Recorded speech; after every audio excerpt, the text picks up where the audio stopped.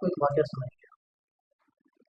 یہ سٹوری ہے، کہانی ہے ایک اس بچے کی جو چھوٹا سا تھا، اور بہت ہی چھوٹی عمر میں اس نے اپنی آنکھوں سے کائنات کی سب سے عظیم ہستی اللہ کے رسول صلی اللہ علیہ وسلم کو دیکھا، اور دیکھتے ہی یہ بچہ نہ بھاگا نہ ڈر میں آیا، بلکہ اللہ کے رسول صلی اللہ علیہ وسلم کے ساتھ جڑ گیا۔ ایسا جڑا کہ اللہ کے رسول صلی اللہ علیہ وسلم نے اس بچے کو ایک دعا دی، اللہ تعالیٰ سے دعا مانگی اس ایک خاص بچے کے لیے، اور یہ دعا مانگی کہ یا اللہ اس بچے کو دین کی بھی سمجھ دے دے اور اس بچے کو قرآن کی تفسیر سکھا دے۔ یہ بچہ آگے جاتے جاتے اللہ کے رسول صلی اللہ علیہ وسلم فوت ہوتے ہیں، ابو بکر صدیق رضی اللہ عنہ کا دور آتا ہے، اور یہ قرآن کا دین کا سیکھتے رہے، اتنا سیکھتے رہے کہ بعض لوگوں نے آ کے اس بچے کو منہ پر بولا کہ تم دین کا کیوں سیکھتے ہو؟ ہمارے سامنے ابو بکر صدیق رضی اللہ عنہ ہے، عمر رضی اللہ عنہ، بڑے بڑے صحابہ ہیں، تم اگر اتنا دین سیکھ لو گے ہمیں کیا فائدہ ملے گا، ہم تو سے سیکھیں گے۔ اس بچے نے ان کی بات نہیں سنی اور ان کی بات کا اثر بھی نہیں ہونے دیا، اور دین کا علم سیکھتا رہا، یہاں تک کہ جب ابو بکر صدیق رضی اللہ عنہ بھی فوت ہو جاتے ہیں، عمر رضی اللہ عنہ بھی فوت ہو جاتے ہیں، عثمان رضی اللہ عنہ بھی فوت ہو جاتے ہیں، تو لوگوں کو پھر اس بچے کے علاوہ کوئی نہیں ملتا قرآن سیکھنے کے لیے، تو سارے آتے ہیں دوبارہ سے اسی بچے کے پاس، اور اب تک یہ بچہ کافی بڑا ہو چکا ہے، یہاں تک کہ کہا جاتا ہے کہ عمر رضی اللہ عنہ جب خلیفہ تھے تو بڑے بڑے صحابہ کو اپنی مجلس میں رکھتے تھے، اور ساتھ اس ایک چھوٹے بچے کو اپنے ساتھ رکھتے تھے، یہ بچہ جوان ہو چکا تھا تب تک۔ تو کافی لوگوں نے اعتراض کیا کہ ہم عمر میں بڑے ہیں، اس چھوٹے کو آپ ہمارے ساتھ کیوں بٹھا دیتے ہیں؟ سمجھ میں بھی ہمیں زیادہ ہے، یہاں تک کہ اللہ کے رسول صلی اللہ علیہ وسلم کے ساتھ وقت بھی زیادہ ہم نے گزارا ہے۔ تو عمر رضی اللہ عنہ نے ایک دن اس بچے کو بولا، اس بچے کا نام آپ کو بتائیں، اس بچے کو بولا کہ آج میری مجلس ہے اور تم نے میرے ساتھ آنا ہے، اس مجلس میں آج لازم آنا ہے۔ تو یہ بچہ کہتا ہے میں سمجھ گیا کہ آج کچھ بڑا ہونے والا کام، یہاں تک کہ عمر رضی اللہ عنہ نے صحابہ کرام رضی اللہ عنہ سے قرآن کا ایک ایگزام لیا، ٹیسٹ لیا، ایک صورت کے بارے میں سوال پوچھا، اور پھر سب کے سامنے اس بچے سے سوال پوچھا، سب نے الگ الگ جواب دیے اور اس بچے نے سب سے الگ جواب دیے۔ تو عمر رضی اللہ عنہ کہتے ہیں، جو مسلمانوں کے خلیفہ ہیں، کہتے ہیں کہ جو اس بچے نے بات بولی ہے مجھے بھی یہی جواب آتا ہے، اس کے علاوہ اور کچھ نہیں آتا۔ اچھا یہ بچہ کون ہے، کوئی بتا سکتا ہے؟ ہاں کس نے جواب دیا ماشاء اللہ، یہاں سے ہے عبداللہ بن عباس رضی اللہ عنہ۔ یہ وہ صحابی ہیں جن کے بارے میں آتا ہے کہ قرآن کا سب سے زیادہ علم ہے، اگر ایک تو ہے تو ایک کو ہے، یعنی قرآن مجید کی بہت سی آیات کی تفسیر انہوں نے کی، کیونکہ ایک تو قرآن سے ان کو محبت بھی تھی، اور ساتھ ساتھ یہ کہ اللہ کے رسول صلی اللہ علیہ وسلم کی خاص دعا بھی لکھی تھی، تو وہ دعا کی ایک اپنی برکت ہے، دعا کا ایک اپنا اثر ہے، اور دعا بھی کون کر رہا ہے، کوئی عام شخص نہیں کر رہا، اللہ کے رسول صلی اللہ علیہ وسلم کر رہے ہیں۔ عبداللہ بن عباس رضی اللہ عنہ جو ہے، اگر اتنے بڑے صحابی بنے تو کس طرح سے بنے؟ یہ خاص قرآن کے ساتھ جو ان کا کنیکشن تھا، محبت تھی، اس لیے آج ہمیں بھی ضرورت ہے کہ ہم دنیا میں بہت سی چیزوں کے ساتھ کنیکشن بنا لیتے ہیں، لوگوں کے ساتھ بناتے ہیں، چیزوں کے ساتھ بناتے ہیں، لیکن سب سے اہم کنیکشن ہے قرآن کے ساتھ۔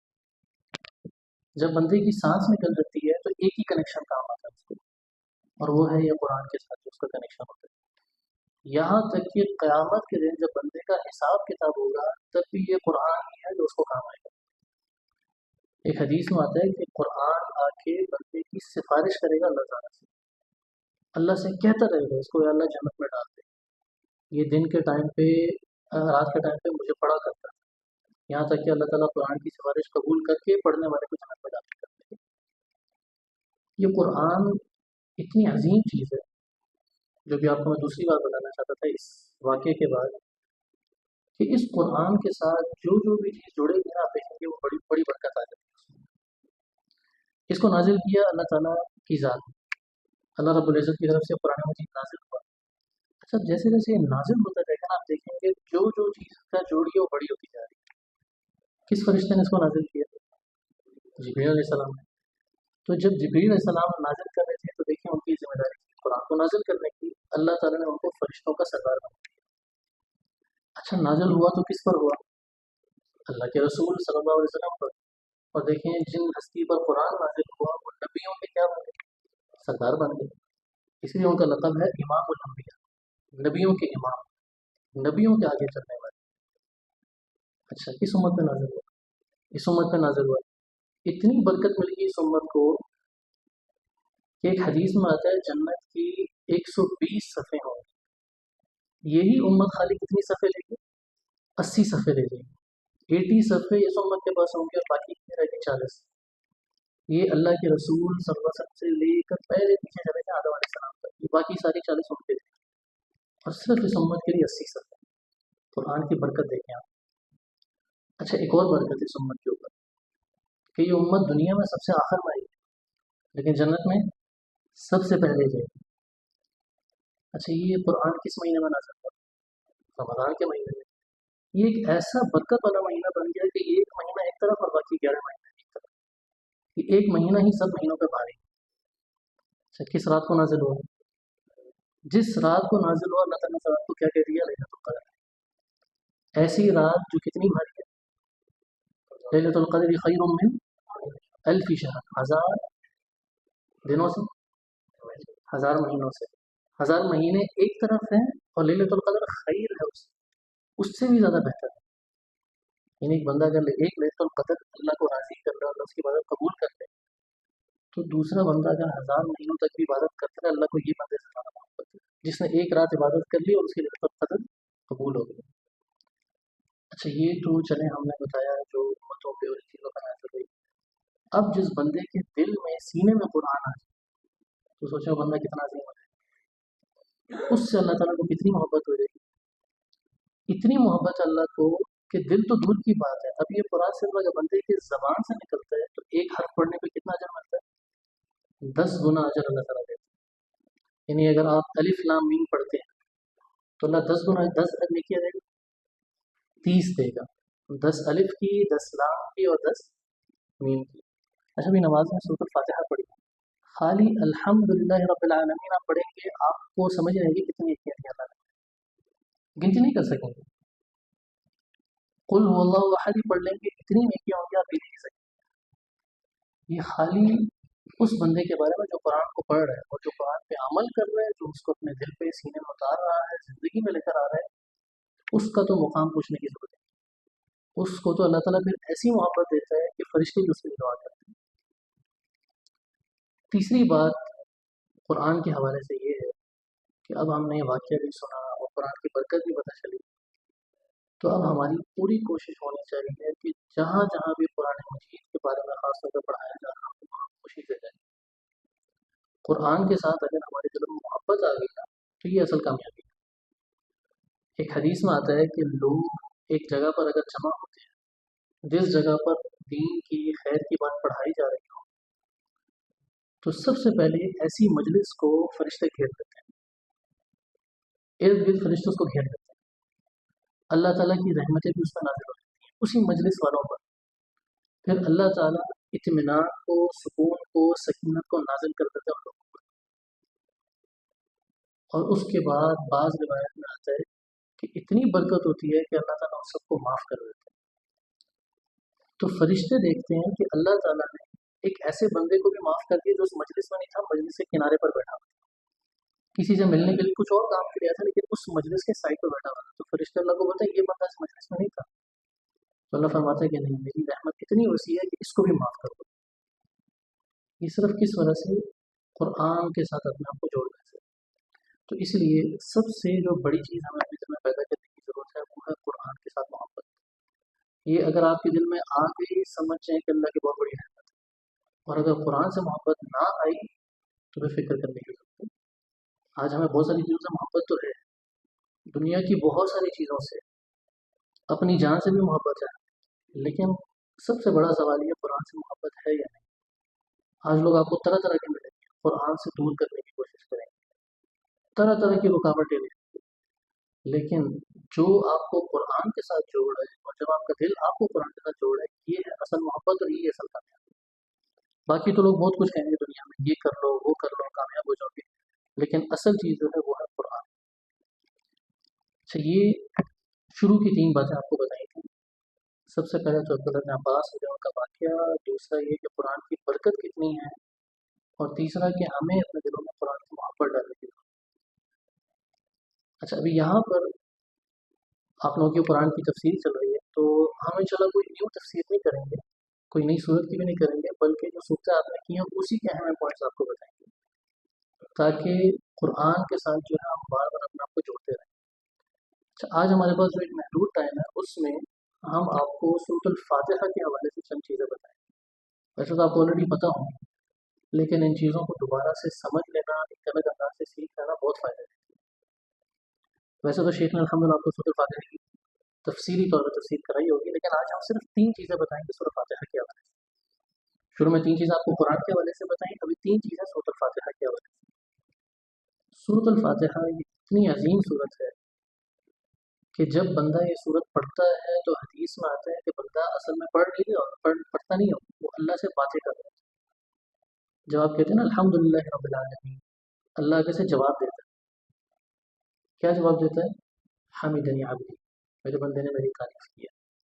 پھر بندہ کہتا ہے الرحمن الرحیم، اللہ کہتا ہے میرے بندہ میری ثنا بیان کر رہا ہے۔ پھر بندہ کہتا ہے مالک یوم الدین، اللہ کہتا ہے میرا بندہ تو میری پڑھائی بیان کر رہا ہے۔ پھر بندہ کہتا ہے ایاک نعبد و ایاک نستعین، تو اللہ تعالیٰ فرماتا ہے کہ یہ میرے اور میرے بندے کے درمیان آتے آتے ہیں، جو میرا بندہ مانگے گا میں اس کو دے دوں گا۔ پھر بندہ کیا مانگتا ہے؟ اہدنا الصراط المستقیم، اے اللہ ہمیں سیدھے راستے پر چلا دے۔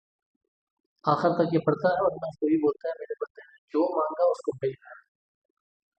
تو سورۃ الفاتحہ جو ہے بڑی عظیم صورت ہے، یعنی آپ صرف یہ تصور کرتے ہوئے پڑھ لیں نا نماز میں کہ اللہ جواب دے رہے ہیں، ناممکن ہے کہ آپ کا دھیان ادھر ادھر جائے نماز میں، شیطان ہٹا ہی نہیں سکے گا۔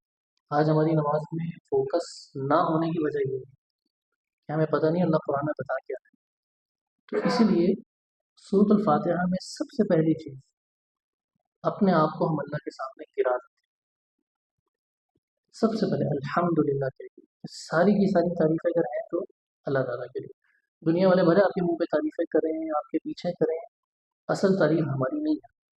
کسی کے پاس اچھا ٹیلنٹ ہے، اچھا اسکل ہے، اچھی طاقت ہے، کچھ بھی ہے، اچھا بول سکتا ہے، کچھ بھی کر سکتا ہے، مال ہے اس کے پاس یا مال کمانے کا ہنر ہے، یا دنیا میں باتیں منوانے کا اسکل ہے اس کے پاس، یہ سارا کا سارا اس کو کس نے دیا؟ اللہ تعالیٰ نے دیا۔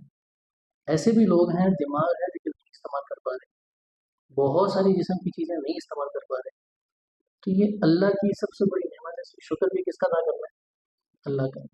اور مزے کی بات یہ ہے، ہم جتنا شکر ادا کریں گے اتنا اللہ اور زیادہ دے گا، جتنا تکبر کریں گے اللہ اتنا غصہ دے گا، جتنا شکر ادا کریں گے اللہ اتنا اور زیادہ دے گا۔ تو سورۃ الفاتحہ سب سے پہلے بندے کو اللہ کے سامنے گرا دیتی ہے کہ یا اللہ میں کچھ بھی نہیں۔ اچھا، دوسری چیز کیا ہے سورۃ الفاتحہ میں؟ ایک ہم آیت پڑھتے ہیں ایاک نعبد و ایاک نستعین، اے اللہ ہم صرف تیری ہی عبادت کرتے ہیں۔ اچھا، اس آیت کو آج ہم آپ کو بتائیں گے زندگی میں پریکٹیکلی کیسے ہم نے امپلیمنٹ کرنا ہے، زندگی میں پریکٹیکلی نافذ کیسے کرنا ہے۔ ہم کہتے ہیں اے اللہ ہم صرف تیری عبادت کرتے ہیں، اور ایک اور آیت آتی ہے قرآن میں جہاں اللہ فرماتا ہے کہ میں نے جن اور انسانوں کو کس لیے پیدا کیا؟ صرف اپنی عبادت کے لیے، صرف اپنی عبادت کے لیے۔ اچھا، اب دن میں ہمارے پاس 24 گھنٹے ہیں، کیا ہم سب 24 گھنٹے عبادت ہی کر رہے ہوتے ہیں؟ اور ایسا ناممکن ہے کہ 24 گھنٹے نماز ہی پڑھتے رہیں یا 24 گھنٹے قرآن ہی پڑھتے رہیں، باقی ساری بھی چیزیں۔ تو ہم اپنے دن کو عبادت کیسے بنا سکتے ہیں؟ چلیں صبح سے شروع کرتے ہیں۔ صبح اٹھ کے سب سے پہلے ہم نے کیا کرتے ہیں؟ ایک عام انسان کیا کرتا ہے صبح اٹھ کے؟ عام انسان کیا کرتا ہے؟ چلیں ایک مسلمان کیا کرتا ہے؟ سب سے پہلے فجر کی نماز کے لیے اٹھتا ہے، ہر کوئی ویسے اٹھتا ہے، لیکن عام مسلمان بھی جب اٹھے تو یہ نیت کر کے صرف اٹھے کہ میں نے ابھی فجر کی نماز پڑھی۔ اچھا چلیں فجر کو ہم نا آخر میں لاتے ہیں، ہم ذرا آگے سے شروع کرتے ہیں، جو نارملی آج کل کی روٹین ہے 8 بجے کہ صبح اٹھ کے آفس جانا ہے یا اسکول پہ جانا ہے۔ چلیں صبح اٹھ کے ہر کوئی ناشتہ کر رہے ہیں گھر پہ، دنیا والے سارے ناشتہ کرتے ہیں، آپ اگر ناشتہ کرتے ہوئے یہ نیت کر لیں کہ اس سے جو مجھے طاقت آئے گی اس کو میں خرچ کروں گا اللہ کے راستے میں، جاب پہ جانے کے لیے یا بزنس کرنے کے لیے یا پڑھائی کرنے کے لیے، तो वो नाश्ता करना, खाना खाना क्या हो गया आपका? इबादत बन गई। दुनिया वाले सारे खाना खा रहे हैं, लेकिन आपका वो सुबह खाना इबादत हो। चले आप काम पर चले गए, या यूनिवर्सिटी चले गए, या बिजनेस पर चले गए, कुछ भी आपका काम था। अब काम पर दुनिया वाले सारों सबकी भागदौड़ लगी हुई है, आपको भी करनी है वो भागदौड़। लेकिन आप सिर्फ नियत ये कर लें कि अभी मैं जो कुछ भी करूँगा हलाल कमाते हुए, खुद भी हलाल खाना है और घर वालों को भी हलाल को रुकवा के। तो वो 8 घंटे, 12 घंटे, 16 घंटे जो भी होगा वो क्या है, वो आपकी सारी इबादत बन गई। चले आप काम करके घर बीच में नमाज का भी अपना टाइम निकालना पड़ेगा, उसका आपको अलग से है।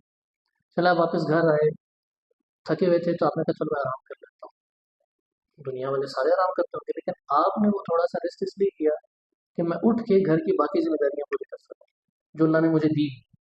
तो ये आपका आराम करना भी इबादत हो गया। अच्छा, उसके बाद घर वालों के साथ टाइम स्पेंड किया, बाहर लेकर गए, कुछ भी आपने किया, रात जब खाना खाने लगे, खा के उसके बाद अब सब जा रहे हैं सोने के लिए। एक वक्फे के बाद पूरी दुनिया सोने जाती है, लेकिन आप रात को सोने से पहले ये नियत कर लें कि सुबह फजर के लिए उठना है। तो वो आपका रात 6 घंटे, 5 घंटे, जितने भी घंटे सोएंगे, वो सारा क्या हो गया, इबादत बन गई। पूरी दुनिया सोती है, लेकिन आपको सोने पे भी अजर मिलता है।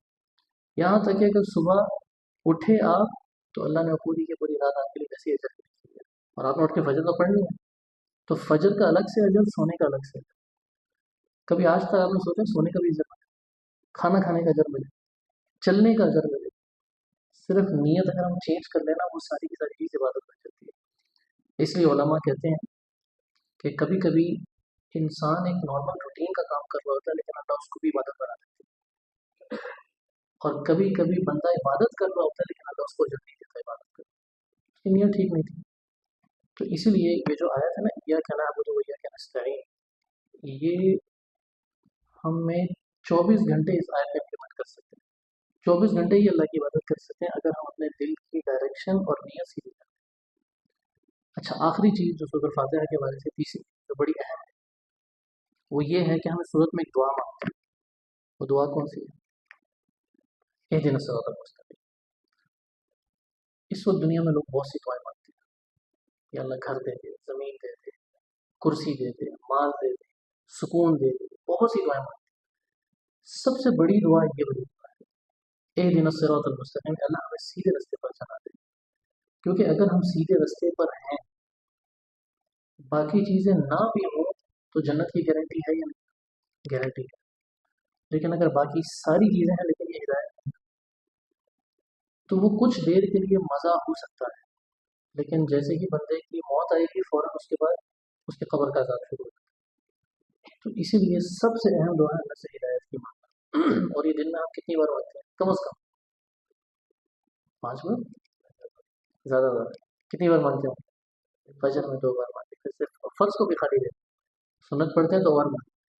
तो दिन में कम अज़ कम 17 बार तो हर कोई दुआ मांगता है, कम अज़ कम। इससे अंदाज़ा लगा लें कितनी अहम दुआ है। और अगर आप जानना चाहते हैं ना कि आपको जन्नत से मोहब्बत है या नहीं, अल्लाह के रास्ते में आप चलना चाहते हैं या नहीं, सिर्फ ये देख लें जब भी मैं दुआ मांगता हूँ, मैं अल्लाह से ज़्यादा किस चीज़ की दुआ मांगता हूँ। ये एक टेस्ट है अपना आपको चेक करने के लिए। अगर तो आप ज़्यादा जन्नत की दुआ मांग रहे हैं, इसको ना आप चाहते हैं कि अल्लाह आपको कुरान के रास्ते पर चलाए, हिदायत पर चलाए।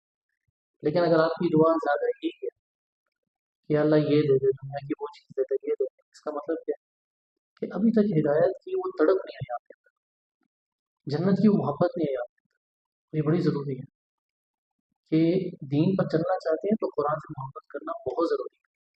कुरान की आयत जब आप सुने या समझें, आपको मोहब्बत होनी चाहिए और ये पता चलना चाहिए कि अल्लाह ने मुझे आयत सिखा दी, अल्लाह का बहुत बड़ा एहसान है मुझ पर। लोग तो दुनिया में भी मसरूफ़ है, कम अज़ कम मुझे पता चल गया, मैंने इस आयत पे अमल कर।